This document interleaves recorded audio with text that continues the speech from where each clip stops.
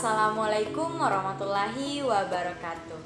Halo, perkenalkan nama saya Nurlina Sari, NIM 20600119076, kelas Pendidikan Fisika B. Baik, di video ini saya akan menjelaskan sebuah tabel yang berisi desain-desain penelitian.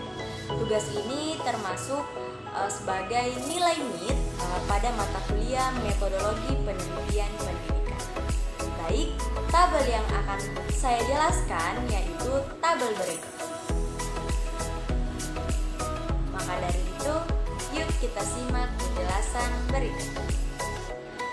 Oke, desain penelitian yang pertama yaitu true experiment, atau dalam bahasa Indonesia kita kenal sebagai penelitian sungguhan. Metode eksperimen sungguhan adalah menyelidiki kemungkinan hubungan sebab akibat dengan desain di mana secara nyata ada kelompok perlakuan dan ada kelompok kontrol, lalu membandingkan hasil perlakuan dengan kontrol secara ketat. Ciri utama dari true experimental design ialah sampel yang dipakai untuk kelompok eksperimen maupun kontrol diambil secara acak dari populasi tertentu. Jadi, true experimental design ialah adanya kelompok kontrol dua sampel penelitian yang dipilih secara acak. Namun, dalam penelitian pendidikan, desain true experimental ini masih sulit untuk dilaksanakan karena kita akan memilih sampel secara random dan di mana biasanya dari pihak sekolah tersebut tidak mengizinkan adanya pengacakan kelas seperti itu. Selanjutnya yaitu desain penelitian quasi experimental design. Quasi experimental design juga merupakan pengembangan dari true experimental design, di mana desain ini cenderung sulit dilaksanakan.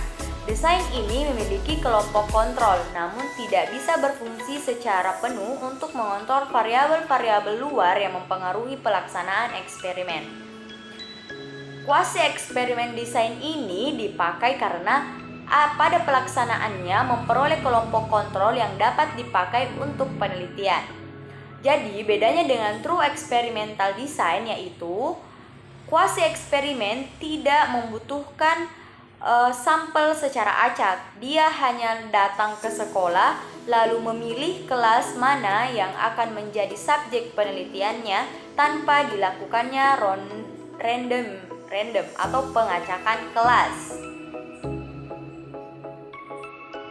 Desain selanjutnya yaitu desain faktorial. Desain faktorial merupakan satu-satunya desain yang menggunakan teknik kontrol variabel sekunder dengan menjadikannya sebagai variabel bebas kedua.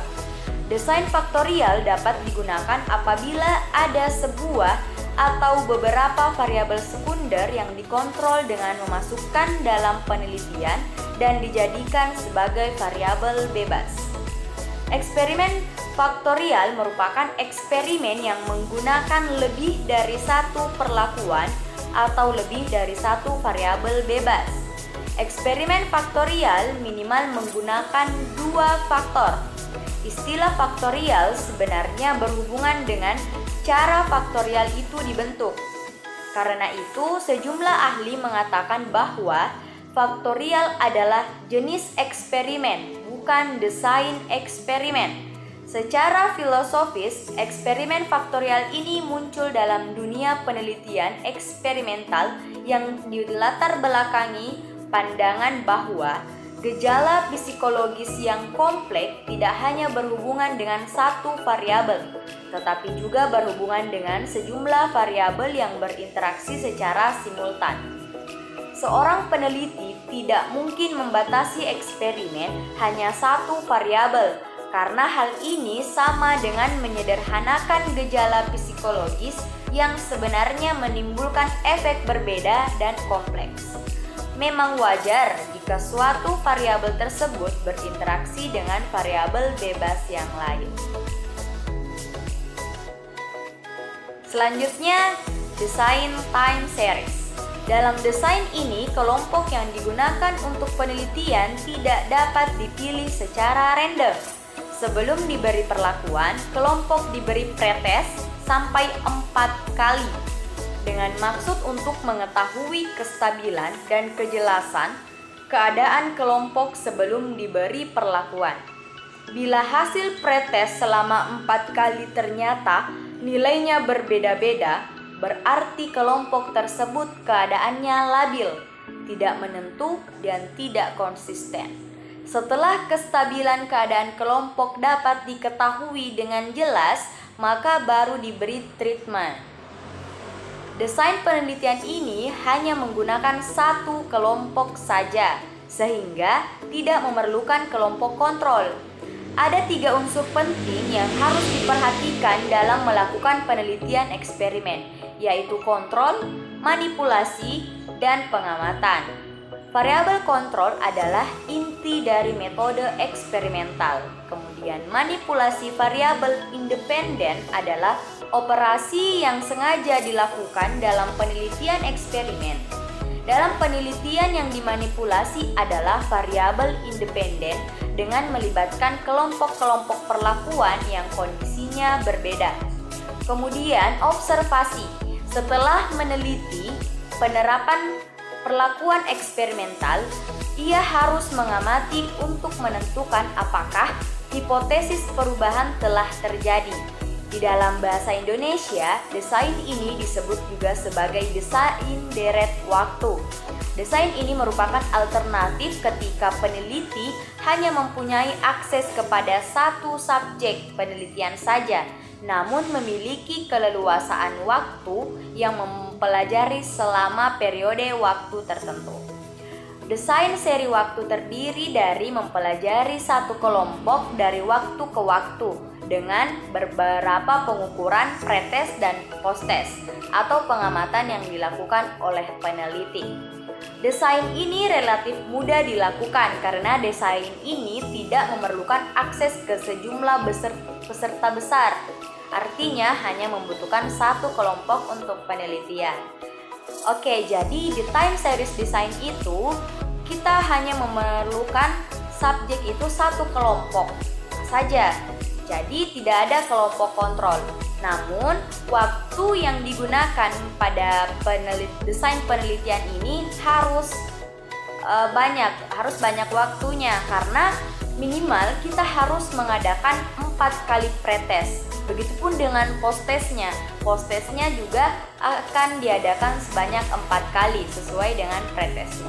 Jadi time series design di sini memang hanya menggunakan satu kelompok saja, namun waktu penelitiannya cenderung lama.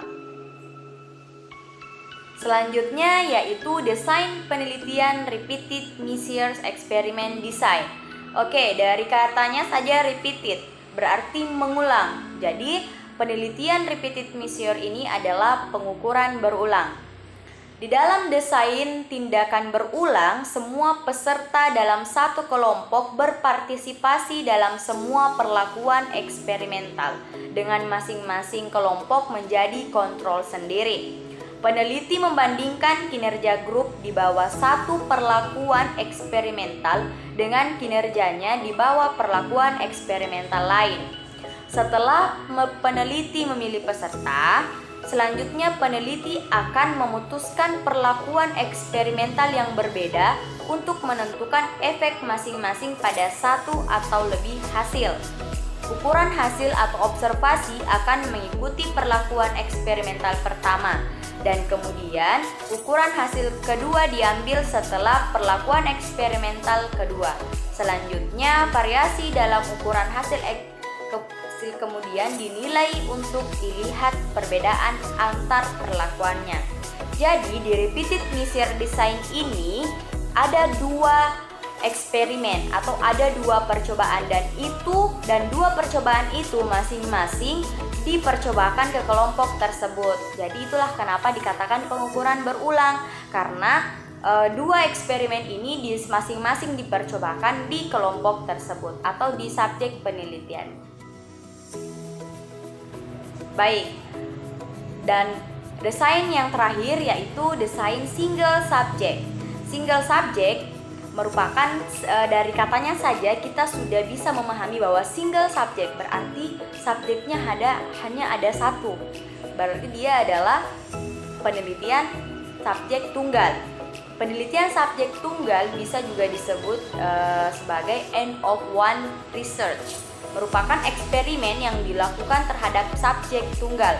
Di dalam eksperimen ini, subjek atau partisipannya bersifat tunggal, bisa satu atau dua orang lebih. Hasil eksperimen single subject ini disajikan dan dianalisis berdasarkan subjek secara individual. Rosnow dan Rosnell pada tahun 1999 mengemukakan bahwa desain subjek tunggal atau single subject design merupakan penelitian yang fokus pada satu individu sebagai sampel penelitiannya. Perbandingan tidak dilakukan antar individu maupun kelompok, tetapi dibandingkan pada subjek yang sama dalam kondisi yang berbeda. Dan yang dimaksud kondisi di sini adalah kondisi baseline dan kondisi eksperimen. Kondisi baseline adalah kondisi di mana pengukuran target dilakukan pada keadaan natural sebelum diberikan treatment apapun. Kemudian, kondisi eksperimen adalah kondisi di mana suatu intervensi atau treatment telah diberikan dan target diukur di bawah kondisi tersebut. Jadi di sini subjeknya ada satu orang saja, tetapi dia diberi perlakuan sebanyak 2 kali. Jadi kita hanya membandingkan dari perlakuan tersebut, tapi tidak membandingkan individunya karena individunya cuma satu orang. Oke, baik. Di sini saya akan menjelaskan tabel berikut. Oke, di sini ada tabel di mana ada desain penelitian true experiment, quasi eksperimen, factorial, time series, repeated measures, dan single subject. Nah, di sini ada random assignment. Maksud dari random assignment itu adalah penugasan secara random. Pada true experiment ini bisa dilakukan karena pada true experiment pemilihan subjeknya itu memang dilakukan secara random atau acak. Jadi true eksperimen yes. Untuk quasi eksperimen no, karena pada quasi eksperimen pemilihan subjeknya itu tidak random. Jadi random assignment tidak bisa dilakukan di quasi eksperimen. Kemudian factorial. Factorial may be used, maksudnya bisa jadi digunakan. Bisa jadi juga tidak. Ini tergantung dari kemauan peneliti nantinya, apakah dia akan memilih secara random atau tidak. Jadi di sini keterangannya may be used atau bisa jadi digunakan. Kemudian time series no, tidak bisa karena time series juga dia tidak, sampelnya tidak diacak.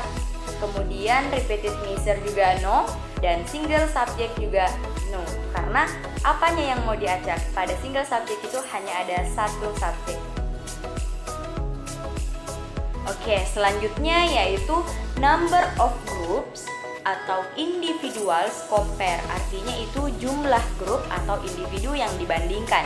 Untuk true eksperimen bisa yaitu two or more, maksudnya 2 atau lebih. Ya, dimana-mana kalau membandingkan kita pasti butuh 2 yaitu yang mau dibandingkan 2. Begitupun dengan quasi eksperimen two or more, maksudnya 2 atau lebih. Kemudian factorial two or more. Kemudian time series one group. Kenapa one group? Karena memang pada time series dia hanya menggunakan satu kelompok, tidak menggunakan kelompok kontrol. Namun di time series bisa digunakan perbandingan. Kemudian repeated measure juga seperti itu, one group, tapi hanya menggunakan one group, bisa digunakan, bisa menghitung jumlah di grup atau individual yang dibandingkan, tapi hanya menggunakan satu grup. Kemudian pada single subject yaitu one individual study at a time, maksudnya ada satu individu yang dipelajari setiap satu waktu. Nah, untuk single subject pastinya hanya satu subjeknya, tapi pasti akan diberikan 2 perlakuan. Nah, dari 2 perlakuan itu bisa dibandingkan hasil penelitiannya. Oke, selanjutnya yaitu number of intervention use. Maksudnya adalah berapa banyak intervensi yang digunakan. Pada true eksperimen, intervensi yang digunakan yaitu adalah satu atau lebih intervention. Kemudian begitupun dengan quasi eksperimen, satu atau lebih intervensi. Kemudian pada desain faktorial dia membutuhkan two or more intervention atau dua atau lebih intervensi. Jadi dia harus punya dua, awalnya dua. Kemudian time series dia membutuhkan satu juga, bisa lebih intervensi. Begitupun dengan repeated measure dia juga membutuhkan dua atau lebih intervensi, dan single subject membutuhkan satu atau lebih intervensi. Oke, selanjutnya yaitu number of times the dependent variable measure of observe. Maksudnya di sini adalah berapa kali variabel dependent atau variabel bebas itu diamati dan diukur. Pada true eksperimen itu cuma sekali, begitupun dengan quasi eksperimen juga sekali, dan faktorial juga sekali. Pada time series dia mengukur setelah mendapatkan intervensi. Begitupun dengan repeated measure dia juga mengukur setelah mendapatkan intervensi. Pada single subject ada beberapa points, maksudnya multiple points itu adalah ada beberapa points. Kemudian untuk mengamati dan mengukur variabel dependentnya. Oke, yang terakhir adalah control typically used. Maksudnya adalah typical control yang digunakan. Pada true experiment, kita bisa menggunakan pretest, matching, blocking, dan covariate. Pretest adalah semacam ujian yang kita berikan kepada subjek penelitian sebelum diberikan perlakuan. Sedangkan matching adalah dilakukan untuk mengurutkan nilai atau skor dari suatu karakteristik setiap subjek, kemudian dibuatkan pasangan berdasarkan urutan tersebut. Dan blocking adalah menyetarakan kelompok penelitian yang terlibat dengan menyamakan jumlah subjek yang memiliki kategori yang sama pada setiap kelompok. Sedangkan covariate merupakan suatu variabel bebas yang pengaruhnya terhadap variabel terikat harus dikontrol. Covariate ini dapat berupa suatu pra-uji atau suatu variabel yang pengaruhnya harus dihilangkan secara statistik. Nah, itu pada true eksperimen. Begitupun dengan quasi eksperimen menggunakan pretest, matching, blocking, dan covariate. Kemudian faktorial pun seperti itu, menggunakan pretest, matching, blocking, dan covariate, di mana pengertiannya sudah saya sebutkan tadi. Kemudian untuk time series dia hanya menggunakan satu grup yang mereka jadikan kontrol, yaitu grup become its own control. Maksudnya ada grup yang mereka kendalikan sendiri. Kemudian pada repeated measure dia hanya menggunakan covariate, di mana covariate itu merupakan suatu variabel bebas yang pengaruhnya terhadap variabel terikat harus dikontrol. Kemudian pada single subject dia di sini hanya menggunakan satu individu, di mana individu itu yang menjadi kontrol dari mereka. Mungkin itu saja yang bisa saya jelaskan dari tabel ini. Sekian dan terima kasih. Wassalamualaikum warahmatullahi wabarakatuh.